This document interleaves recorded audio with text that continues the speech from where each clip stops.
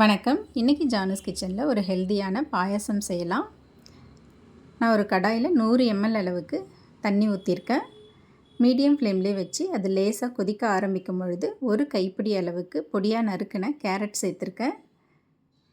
அது கூட 10 பாதாம் பருப்பு சேர்த்துருக்கேன், 10 முந்திரி பருப்பு சேர்த்துருக்கேன். இது கூடவே ஒரு 5 உலர்ந்த திராட்சை சேர்த்துருக்கேன். 2 ஏலக்காய் சேர்த்துக்கலாம். இதெல்லாம் சேர்த்துட்டு ஒரு மூடி போட்டு ஸ்டவ்வை மீடியம் ஃப்ளேம்லேயே வச்சு இதை ஒரு 3-4 நிமிஷத்துக்கு வேக வச்சுக்கலாம். இப்போ இதெல்லாம் நல்லா வெந்துருச்சு. ஸ்டவ்வை ஆஃப் பண்ணிடலாம். கொஞ்ச நேரம் இதை நல்லா ஆற விட்டுடலாம்.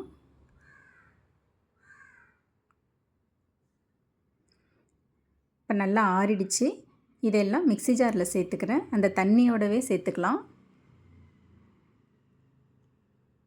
சேர்த்துட்டு இதை நல்லா ஸ்மூத்தாக ஒரு பேஸ்ட்டாக ரெடி பண்ணிக்கலாம்.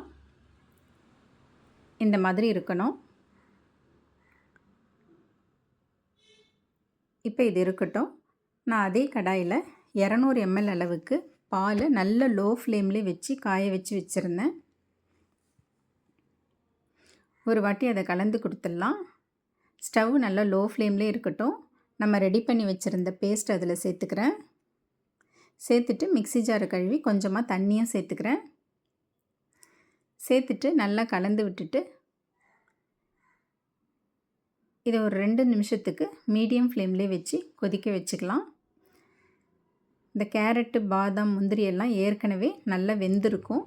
ஒரு 2 நிமிஷத்துக்கு இதை மீடியம் ஃப்ளேமில் கொதிக்க வச்சா போதும். இந்த மாதிரி நல்லா கொதி வந்த பிறகு ஒரு வாட்டி கலந்து கொடுத்துட்டு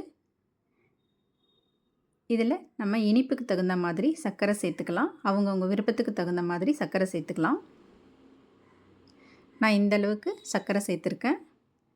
சேர்த்துட்டு நல்லா கலந்து விட்டுறேன். இப்போ இதை நல்லா கலந்து விட்டுட்டு இந்த சர்க்கரை கரையிற அளவுக்கு ஒரு 2 நிமிஷத்துக்கு இதை லோ ஃப்ளேம்லேயே வச்சு கொதிக்க வச்சுட்டா போதும்.